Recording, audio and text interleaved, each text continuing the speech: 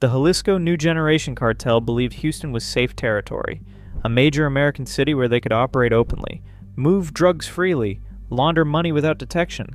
They were wrong. Operation Rainmaker was watching. For years, DEA agents tracked every shipment, every transaction, every member. And when they finally struck in April 2024, 41 people were charged in a single devastating day. This is the story of how patience and strategic intelligence dismantled an entire cartel hub. CJNG is not just another criminal organization. The United States government has designated them as a foreign terrorist organization. They are one of the most dangerous cartels operating today, and they control territory in Mexico. They traffic drugs across borders, and they use violence to maintain power. Their reach extends deep into American cities. Houston became one of their most valuable assets. Why? Houston. Location. The city sits hours from the Mexican border. Major interstate highways run through it. The Port of Houston handles massive cargo volume daily. The metropolitan area has millions of people, making it easy to hide operations. CJNG saw opportunity. They established distribution networks, set up money laundering operations, and used legitimate businesses as fronts. For years, they moved cocaine, heroin, methamphetamine, and other controlled substances through Texas. But what the CJNG cartel did not know was that DEA agents had identified their presence.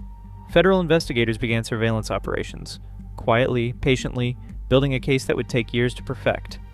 December 2018, the DEA Houston office received intelligence about CJNG activity in the area. Shipments were arriving from Mexico. Large cash movements were reported. Individuals with known cartel connections were meeting in Houston and Galveston. The pieces suggested a major operation. But identifying a few members was not enough. Investigators wanted the entire network. A task force was assembled. DEA, FBI, local law enforcement, immigration and customs enforcement. Everyone coordinated. The mission was clear. Map the entire CJNG infrastructure in Texas. Identify every member. Document every transaction. Build an airtight case. And when the time was right, dismantle it all at once. Surveillance teams went to work. They tracked vehicles, monitored communications, watched businesses suspected of being fronts. Financial analysts followed money trails, wire transfers, cash deposits. Transactions designed to stay below federal reporting thresholds. Every piece of data was cataloged. Every connection mapped. The cartel had established a sophisticated system. Drugs arrived from Mexico through various routes. Once in Houston, they were stored in safe houses across the metropolitan area. From there, shipments moved to other states, Chicago, Atlanta, New York. Houston served as the hub, and money flowed back through the same channels. Profits from drug sales were laundered through businesses, car dealerships, restaurants, construction companies, then wired back to Mexico. Investigators identified the leader, Roque Zamudio-Mendoza, 52 years old. Operating from Mexico, he coordinated the entire Texas operation. He had shipments, he directed members, he controlled finances, and he believed distance kept him safe from American law enforcement. He was wrong. For over a year, the task force built their case. Wiretaps captured conversations between members discussing shipments and money. Surveillance teams documented meetings and transactions. Undercover operations verified intelligence. Financial forensics traced millions of dollars through the laundering network. Every member was identified, every role documented, every crime recorded. But investigators remained patient. Arresting one or two members would accomplish nothing. The organization would replace them and continue operations. To truly dismantle CJNG in Texas, the strike had to be total, simultaneous, overwhelming. By early 2024, prosecutors had what they needed. A 50-count federal indictment charged 41 individuals with conspiracy to distribute controlled substances, money laundering, and racketeering. The evidence was overwhelming. Years of documentation, thousands of hours of surveillance, and financial records proving millions laundered. Communications intercepts proved coordination. The operation was named Rainmaker, and the planning phase began. Coordination was critical. 41 targets meant 41 potential arrests. Some lived in Houston, others in Galveston. Some worked legitimate jobs during the day and conducted cartel business at night. A few were constantly mobile. 16 of them, including the leader, were in Mexico or unknown locations. Every arrest had to happen simultaneously. If one target got warned, others would flee. Federal agents mapped out every location, homes, businesses, known meeting spots, SWAT teams were briefed, local police coordinated, Border Patrol positioned assets in case anyone tried to flee toward Mexico. The operation would require over 100 law enforcement officers executing raids across the Houston metropolitan area at the exact same time. April 1st, 2024, pre-dawn, Operation Rainmaker launched. Across Houston and Galveston, teams moved into position. Unmarked vehicles, tactical gear, arrest warrants. At precisely 5 in the morning, the order was given. Doors were breached, suspects were detained. The coordination was flawless. In Houston, agents raided a home that served as a safe house. Inside, they found packaged narcotics ready for distribution. 3 members of the organization were arrested on site. In Galveston, federal agents hit a used car dealership that had been laundering money. The owner, who appeared to be a legitimate businessman, was actually a CJNG operative moving hundreds of thousands of dollars through fake vehicle sales. He was placed in handcuffs at his own dealership. At an apartment complex in Pasadena, SWAT teams detained 2 suspects who had been coordinating shipments from Mexico. Their phones contained communications with the leader. Their financial records showed cartel payments.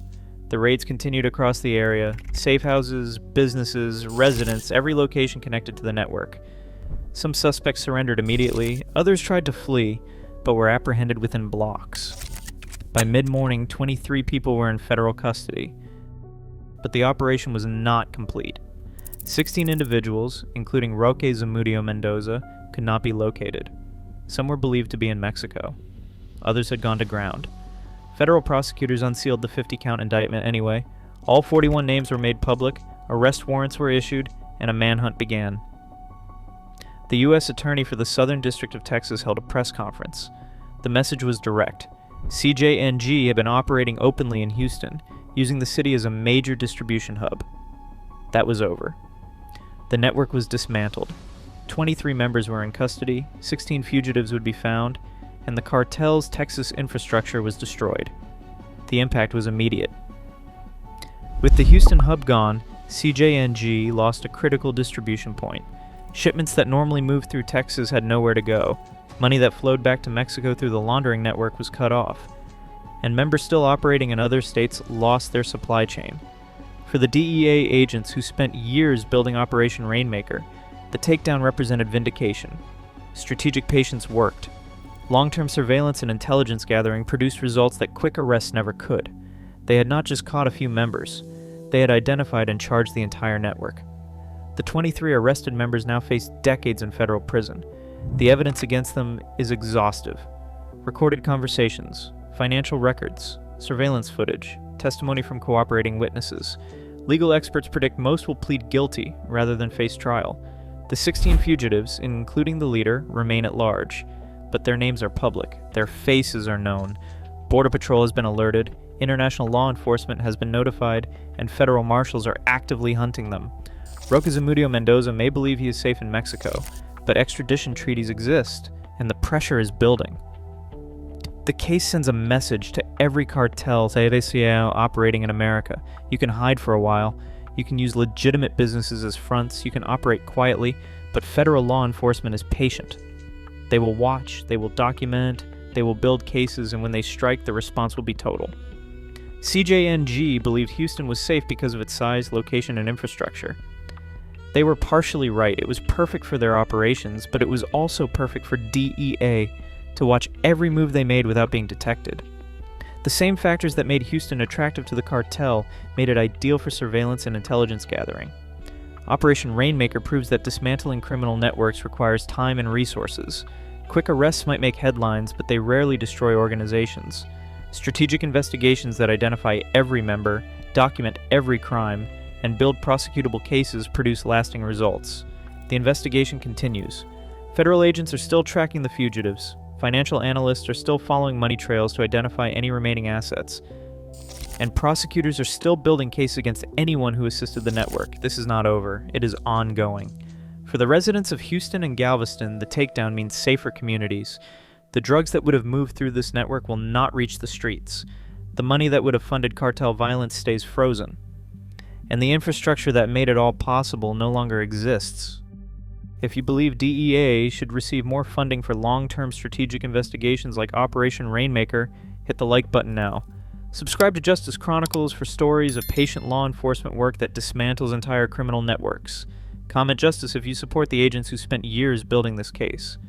Because while cartels operate openly, federal investigators are watching quietly, gathering evidence and preparing strikes that destroy entire organizations in a single devastating day.